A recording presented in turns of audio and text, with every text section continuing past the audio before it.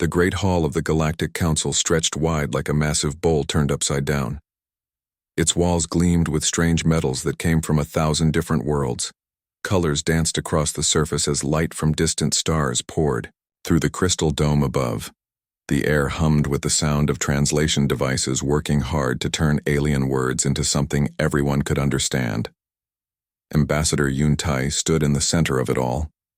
His black uniform looked simple next to the fancy robes and shining armor worn by the other species. Around him sat creatures that most humans had only seen in pictures. The Zelthrak looked like giant insects with too many arms. The Aquatic Federation members needed special tanks filled with green water just to breathe. The Crystal Dominion representatives sparkled like living diamonds. For 3 long years, Yuntai had walked these halls. He had shaken hands that weren't really hands with beings that didn't look anything like humans. He had smiled and nodded and worked hard to make friends with species that some people back on Earth still had nightmares about. But he had done it because that was his job, to represent humanity in this place where the fate of entire star systems got decided. The Council had called humanity many things over those 3 years. Problem solvers, they said, when the Bruthan Collective and the Hegemony almost went to war over mining rights. It was human diplomats who sat both sides down and found a way for everyone to get what they needed. Miracle workers they called humans when the Red Plague swept through the Andorian homeworlds, killing millions. Human doctors worked day and night to find a cure that saved an entire species from dying. Out peacekeepers was another word they used when pirates from the Void Hunters started attacking trade ships. Human strategists studied the enemy movements and found patterns that no one else could see. They set traps that caught the pirates without anyone having to fire a single shot. The trade routes became safe again and merchants could travel without fear. But today the words were different. Today the aliens in their fancy seats used words like dangerous and unpredictable and too aggressive. The same humans who had solved their problems were now being called a threat. The same creativity that had saved lives was now something to be feared. Speaker Colthon stood at the tall podium, his 4 arms moving as he read from a document that glowed with official seals. His voice echoed through the hall as translation devices turned his clicking sounds into human words. The Galactic Council had voted and the decision was made. Humanity would be restricted. No more expansion into the outer rim territories. No more colonizing new worlds without permission. No more building ships that were faster or stronger than what other species had. Human fleets would be watched and tracked. Human scientists would have to share their research with Council observers. Human diplomats would need approval before making any agreements. Yuntai listened without moving. His face showed nothing as the restrictions were read one by one. His hands stayed folded in front of him, even as some of the alien representatives leaned forward to watch his reaction. They wanted to see anger or fear or pleading, but they got nothing. Councillor Vextar of the Hegemony looked especially pleased. His slug-like body rippled with satisfaction as each new rule was announced. He had pushed hardest for these restrictions, claiming that humans were becoming too powerful, too quickly. Other council members had agreed, nodding their various heads and appendages in support. The Feathered Collective had worried about human military technology. The Symbiotic Alliance feared human genetic research. The Machine Consciousness claimed human AI development was advancing too fast. Every species had found something about humanity that scared them, and together they had decided to act. When the reading finished, the hall fell silent. Hundreds of alien eyes and sensors focused on the single human standing in the center. Yuntai took a slow breath and looked around at all the faces that had once seemed friendly. Some looked guilty now. Others appeared defiant. A few seemed curious about what would happen next. "Very well," Yuntai said finally. His voice carried clearly through the translation system, reaching every corner of the Great Hall. "Humanity accepts your decision." Relief seemed to flow through the assembled aliens. They had expected arguments or threats or dramatic speeches about unfairness. Instead, they got calm acceptance. Maybe humans would be reasonable about this. Maybe the restrictions would work without causing problems. Yuntai began gathering the papers spread on the table in front of him. He stacked them neatly and placed them in his briefcase. His movements were precise and unhurried, like someone finishing a normal day at work. The aliens watched with growing confusion as he prepared to leave. "We withdraw from the Galactic Council effective immediately." Yuntai continued as he closed his briefcase. The hall erupted in shocked voices and sounds that no human throat could. "Make our treaties, our aid agreements, our defense pacts are all terminated." The noise grew louder as species tried to talk over each other. Councillor Meltar of the Crystal Dominion made chiming sounds of distress. The Aquatic Federation representatives splashed in their tanks. Speaker Kolthon called for order, but no one was listening. "You want to contain us," Yuntai said, as he walked toward the massive doors that led out of the chamber. "Consider it done. We will contain ourselves." His footsteps echoed on the polished floor as confused aliens watched him go. At the doorway he stopped and turned back one last time. "Good luck with your next crisis," he said quietly. But somehow his words reached every corner of the hall. Then Ambassador Yuntai walked out of the Galactic Council chambers for the last time. Behind him, the greatest governing body in the galaxy dissolved into chaos as representatives tried to figure out what had just happened. Some called for him to come back. Others demanded to know if this was some kind of human trick. But Yuntai kept walking through corridors he had traveled for 3 years, past offices, where he had worked late into the night solving problems for species that had just voted to restrict his people. He reached his shuttle without looking back and sent a single message to Earth. The word was simple, but it would change everything. "Withdraw within hours." The message spread to every human ship station and colony in space. The response was immediate, and absolute human ambassadors packed their bags and left alien capitals. Human doctors stopped their research and returned home. Human engineers shut down their projects and headed back to human space. Human traders canceled their contracts and pulled out of alien markets. The withdrawal was not angry or violent. There were no threats or demands for revenge. Humans simply did what they had been asked to do. They contained themselves. They went home, and they took with them 3 years' worth of knowledge about every species, every weakness, every secret that had been shared in friendship. The galaxy was about to learn what it meant to live without the humans who had quietly become essential to everything that worked. 6 months had passed since the humans walked away. The Galactic Council tried to pretend everything was normal. Representatives still met in the Great Hall. They still made speeches about unity and cooperation. They still voted on trade agreements and territorial disputes. But something felt different. The empty chair where Ambassador Yuntai used to sit seemed bigger somehow, like a hole that kept growing. The first real test came when the Vorthan Syndicate decided to make trouble.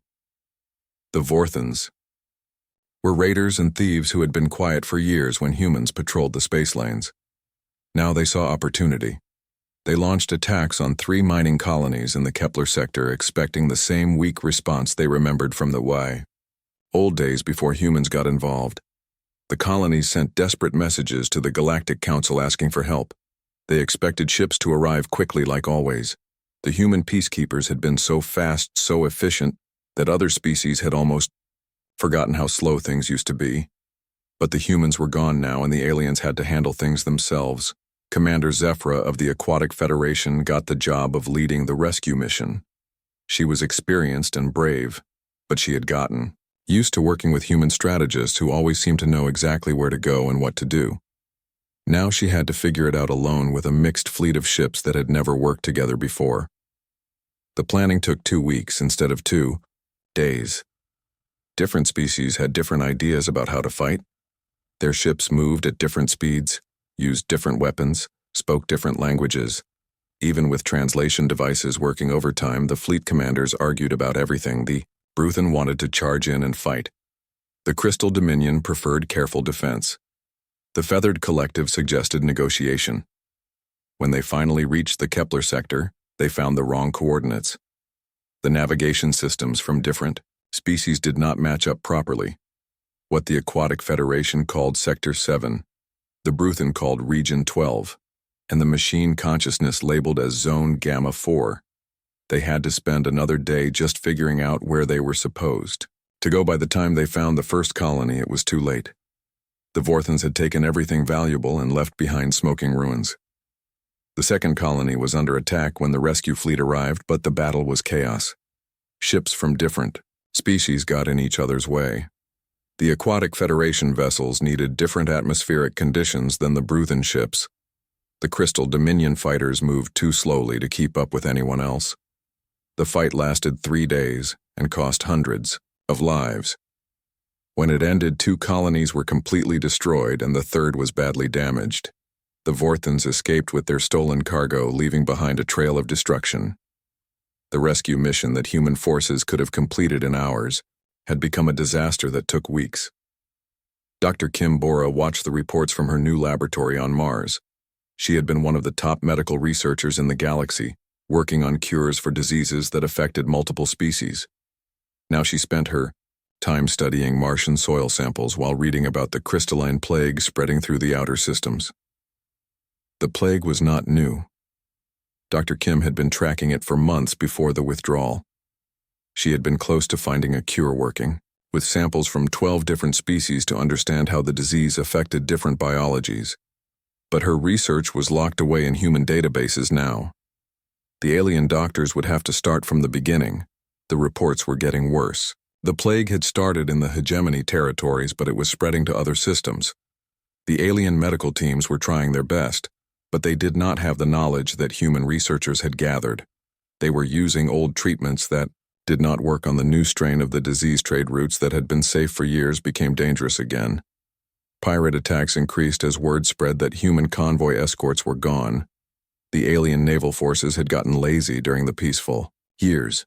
Many had reduced their fleets or reassigned their best ships to other duties. Now merchant vessels traveled in fear. Insurance companies raised their rates so high that some traders could not afford to do business.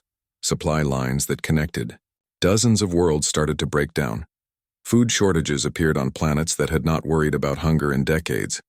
On the peaceful world of New Busan, engineer Park Dong tended his garden while monitoring emergency broadcasts from across the galaxy. His revolutionary shield technology sat unused in his workshop. The transportation systems he had designed could have evacuated entire populations in hours, but the Council had called his inventions too destabilizing.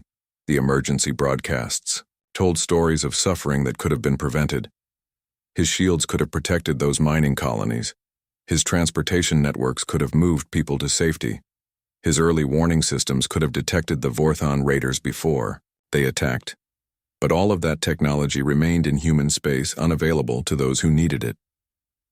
The most telling moment came when junior diplomat Lee Yuri received her first message from an alien government since the withdrawal. It was not an apology or an attempt to negotiate. It was a desperate plea for help from the Cerulean Republic. Their star was becoming unstable. Solar flares were getting stronger and more frequent.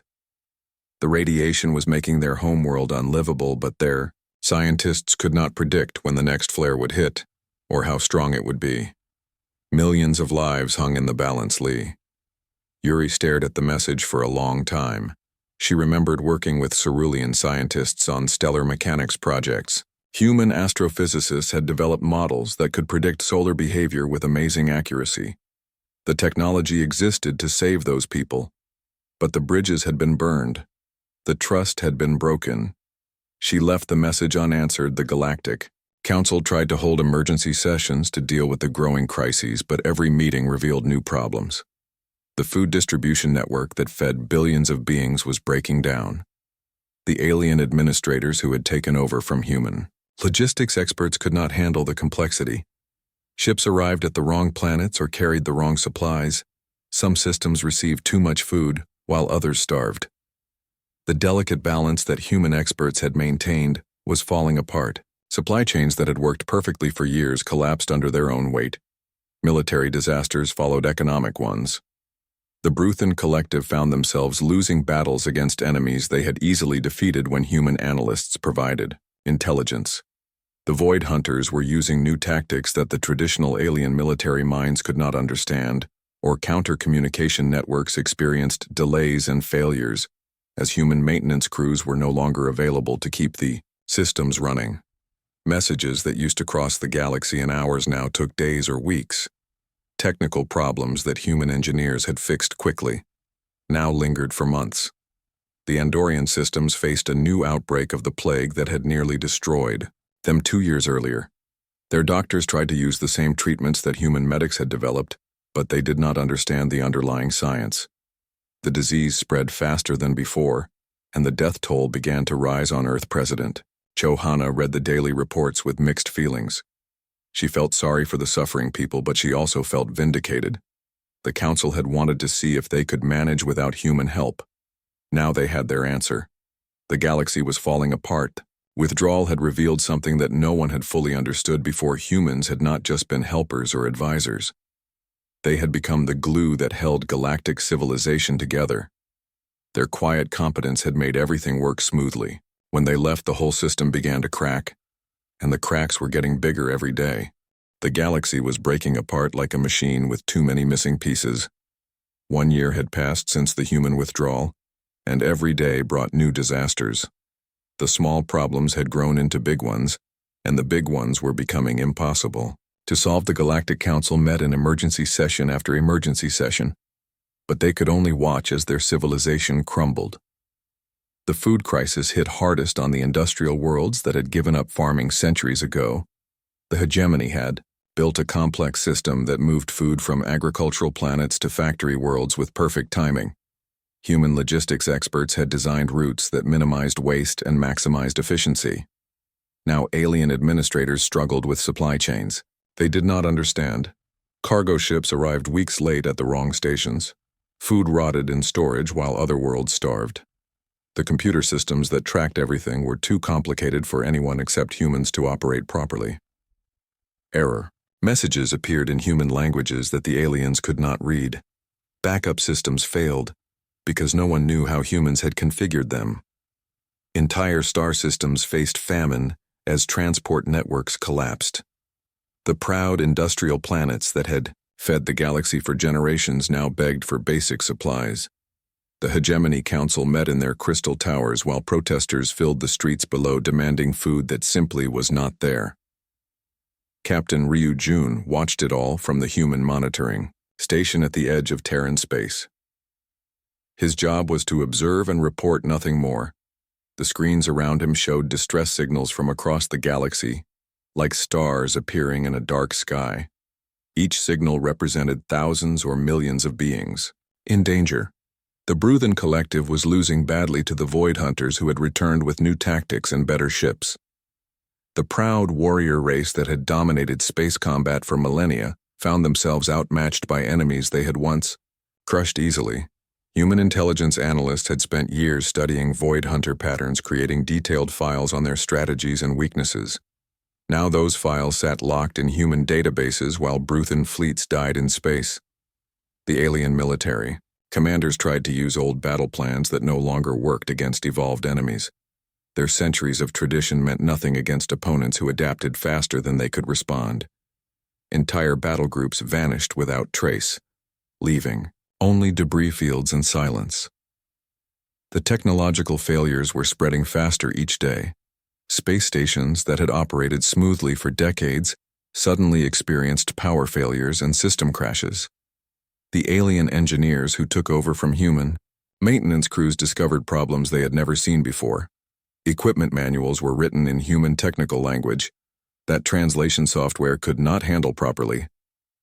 Dr. No Seul had been working on quantum tunneling technology that would revolutionize space travel. Her research team had been weeks away from creating stable wormholes that could connect distant parts of the galaxy instantly. Now she spent her time studying Martian geology while the galaxy struggled with communication, delays that made coordination impossible. Messages that used to travel instantly between star systems now took weeks or months to arrive. The quantum communication network that humans had built and maintained was failing without proper care signal. Boosters went offline.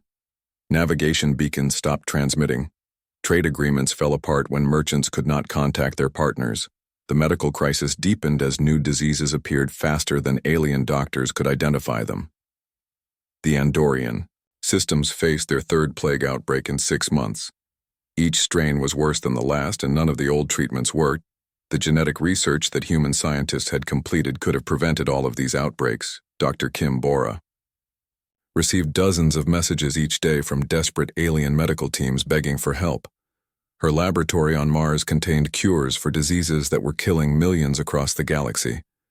But the research belonged to humanity now. The bridges had been burned, and trust could not be rebuilt with simple requests. Quarantine protocols that human experts had developed were forgotten or applied incorrectly, allowing diseases to spread between star systems.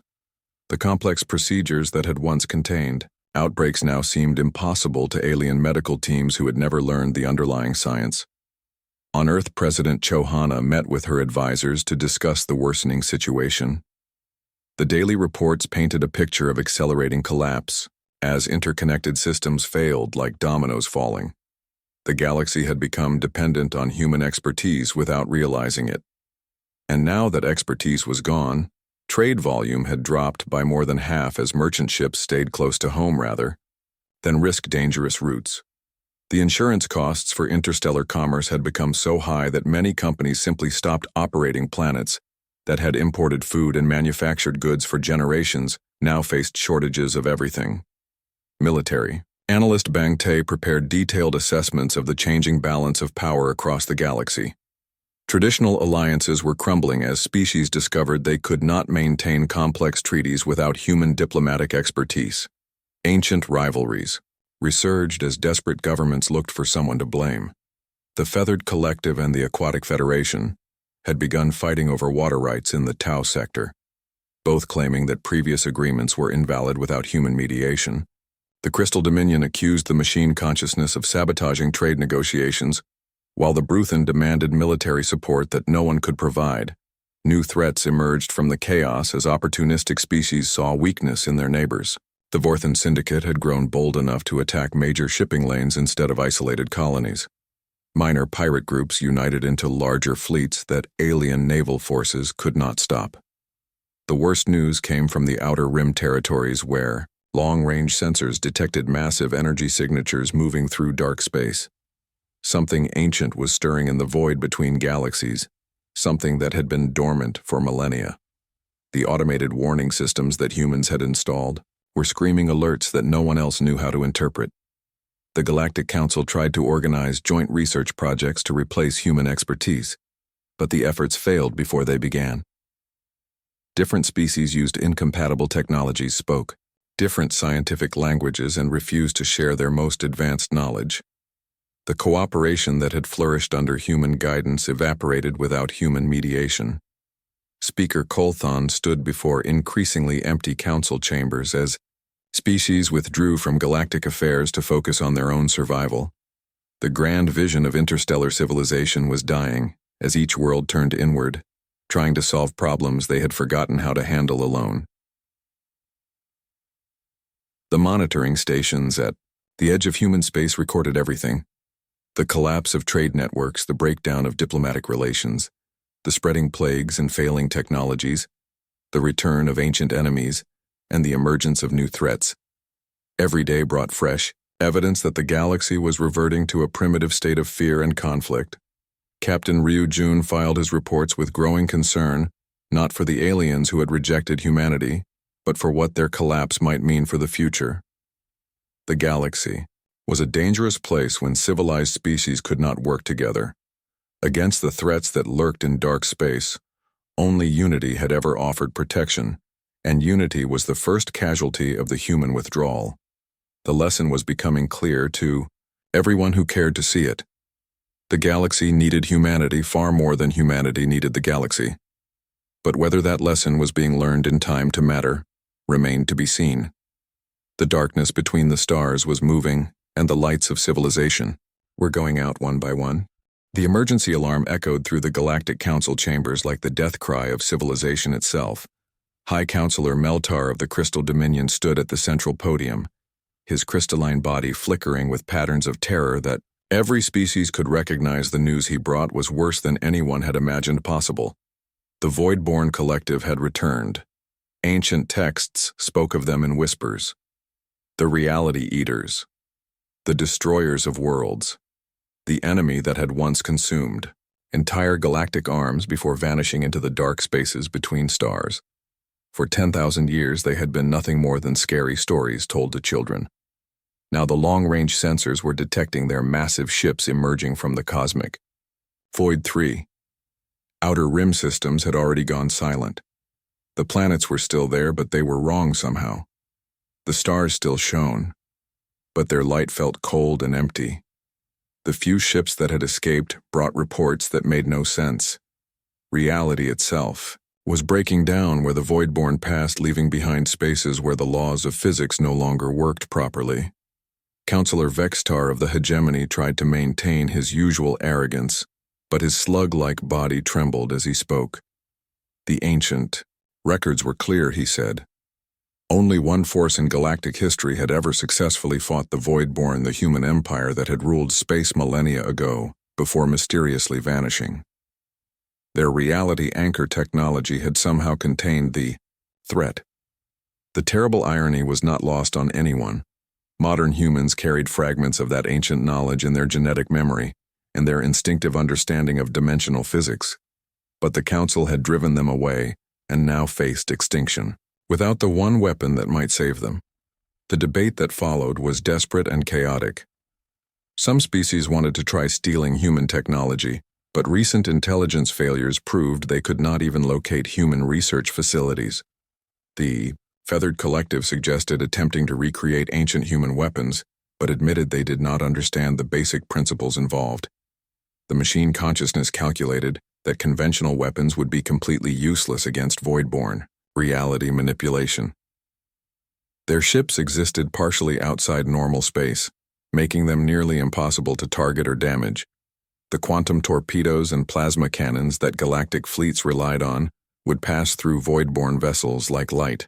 Through glasses, the Council argued, reports kept coming in of refugee fleets fleeing the advancing Voidborn. Entire populations were abandoning their homeworlds in panic. Some headed for the galactic core, hoping distance would protect them. Others turned toward human space despite knowing they would not be welcome. Dr. M. Wu watched the approaching refugee crisis from her xenobiology lab on Earth. The long-range scanners showed thousands of alien ships heading toward the borders of human territory. Some carried official diplomatic messages, others brought desperate families seeking sanctuary.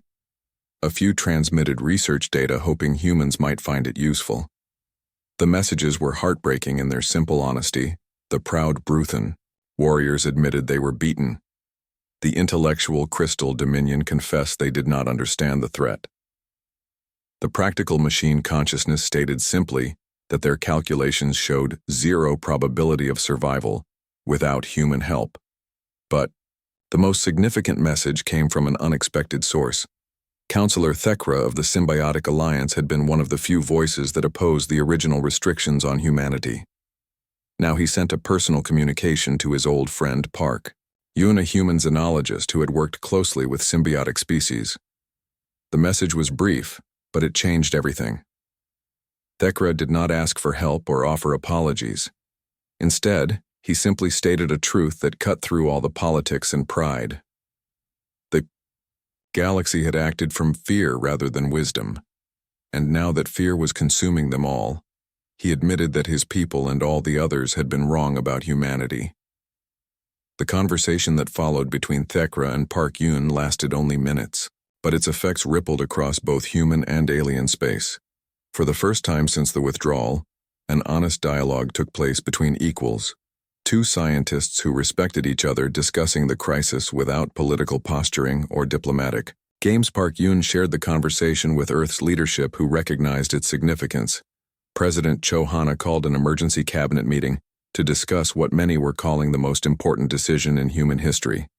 The galaxy that had rejected them was now begging for salvation, but humanity had to decide if the cost was worth paying.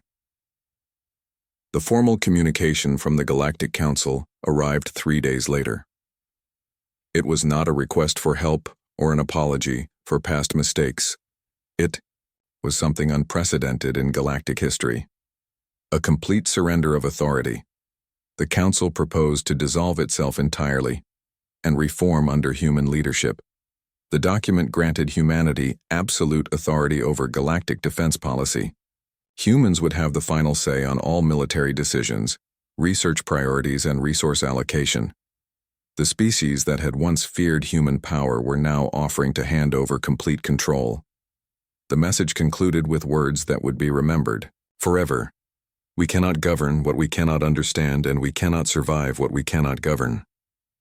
The proud alien civilizations that had ruled space for millennia were admitting total defeat, not to human weapons but to human competence. The offer created intense debate on Earth. Some wanted to reject it outright as too little too late. Others saw it as an opportunity to reshape galactic civilization according to human values.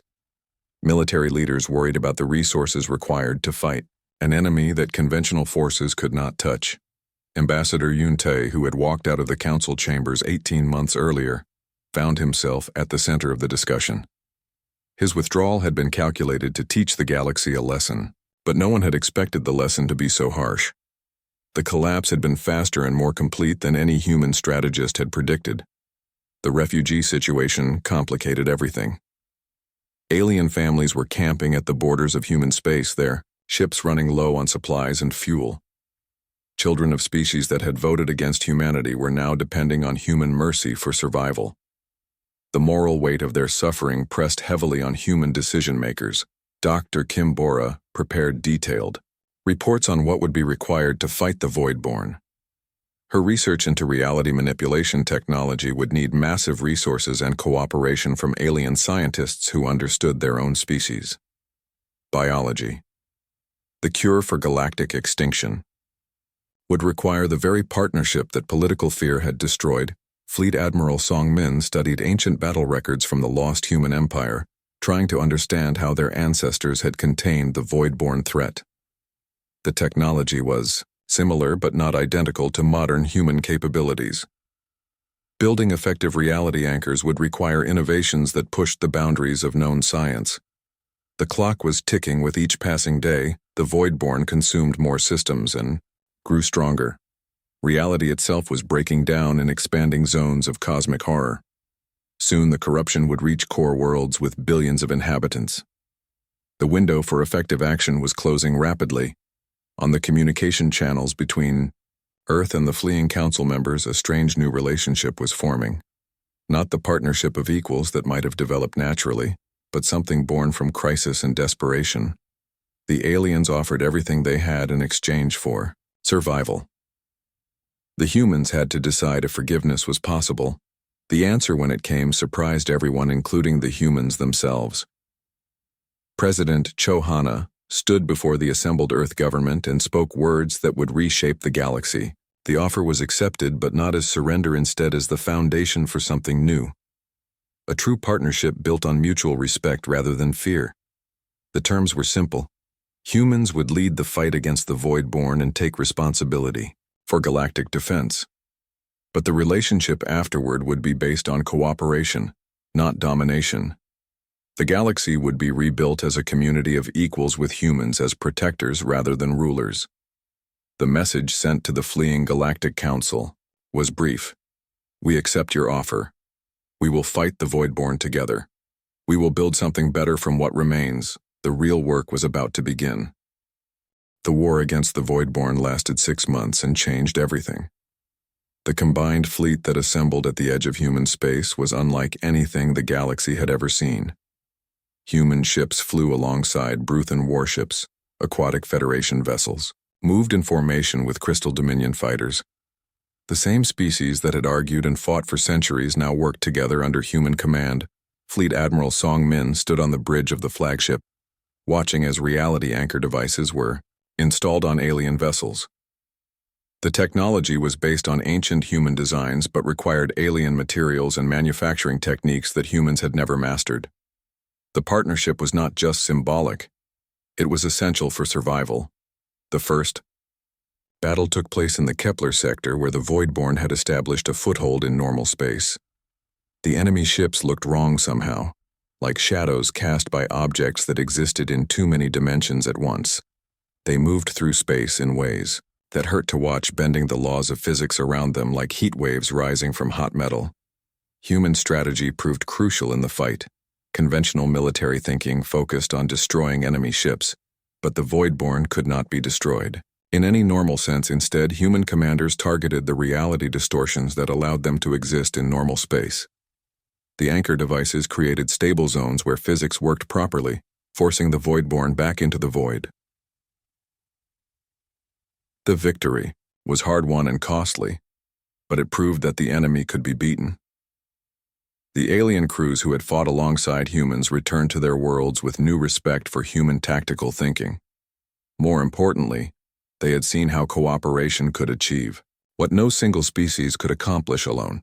Dr. Ansu established the Galactic Research Consortium in the aftermath of the war, bringing together the brightest minds from every species to work on common problems. The breakthroughs came quickly when human creativity combined with alien perspectives. Faster-than-light communication networks that had taken years to repair were rebuilt in months, with improvements that made them more reliable than ever. The medical advances were equally dramatic. Human genetic research combined with alien biochemistry produced universal treatments that worked across species barriers. The plagues that had killed millions during the collapse were finally contained and cured. The Andorian systems saw their first plague-free year in decades. But the most important changes were not technological. They were social. The Terran Accords, that diplomat Oh Kyung drafted, created a new form of galactic government based on partnership rather than dominance. Humans held advisory positions with veto power over security decisions. But day to day, governance remained with the individual species. The old Galactic Council was replaced by the Galactic Assembly, where leadership rotated between species and decisions required consensus rather than simple majority votes. The change eliminated the fear and competition that had driven the original conflict.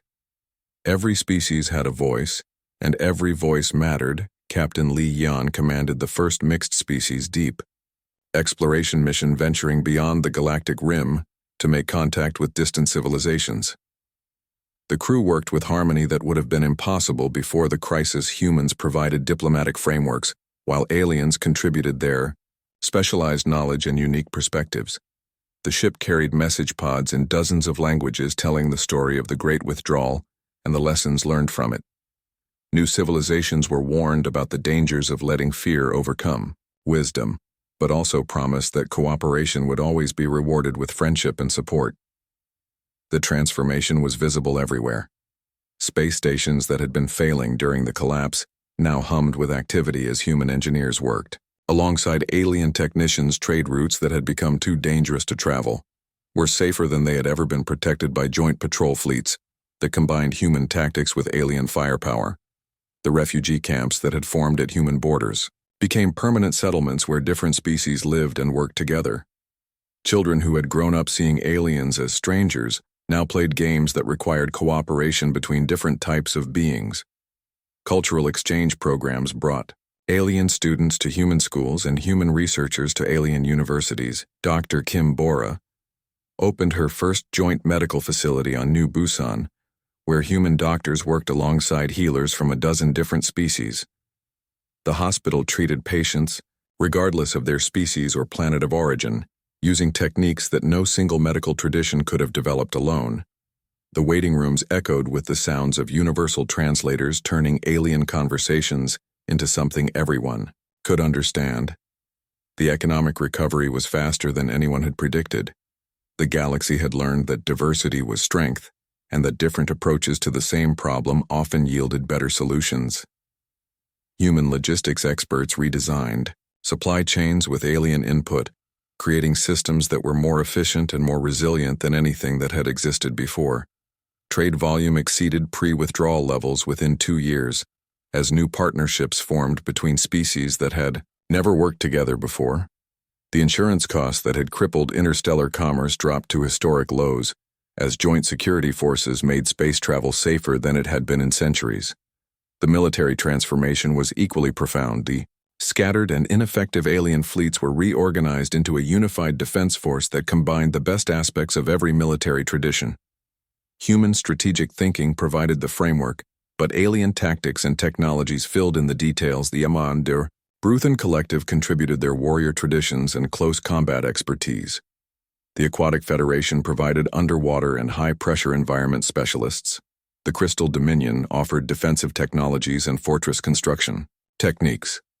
The machine consciousness supplied computational power and automated defense systems. Years later, when new species applied to join the galactic community, they were told the story of the Great Withdrawal as both warning and promise. The warning was clear. Never take your allies for granted because they might choose to leave. The promise was equally important in a galaxy where cooperation was valued above conquest. Everyone could find their place among the stars. The Memorial Gardens on Earth displayed artifacts from every member species telling the story of how near disaster had led to unprecedented unity. Visitors could see Bruthan weapons displayed next to Crystal Dominion art and Aquatic Federation instruments. The exhibits showed how different cultures could enrich each other when fear was replaced by curiosity. President Chohanna, in her farewell address to the Galactic Assembly, spoke about the lesson that had been learned the hard way. Strength did not come from dominance or isolation, but from knowing when to step away and when to step forward. Humanity had walked away to teach the galaxy how to walk together. The transformation was not perfect, and challenges remained. Different species still had different values and priorities. Conflicts arose that required careful mediation. Cultural misunderstandings sometimes led to diplomatic incidents. Trade disputes and territorial disagreements continued to require resolution. But the framework existed now for handling these problems through cooperation rather than confrontation. The memory of what had happened when the galaxy fell apart served as a constant reminder of what could be lost if species allowed fear to overcome wisdom. Ambassador Yun Te, who had walked out of the old council chambers, now served as the first human coordinator of the Galactic Assembly. His office displayed a simple plaque with the words that had changed everything. We cannot govern what we cannot understand, and we cannot survive what we cannot govern. The galaxy had learned to understand itself, and in doing so had learned to survive and thrive. The humans had come home, not as conquerors, but as partners in building something greater than any single species could achieve alone. The stars themselves seemed brighter now, filled with the light of cooperation rather than the shadows of fear. The future stretched ahead, filled with possibilities that could only be achieved together.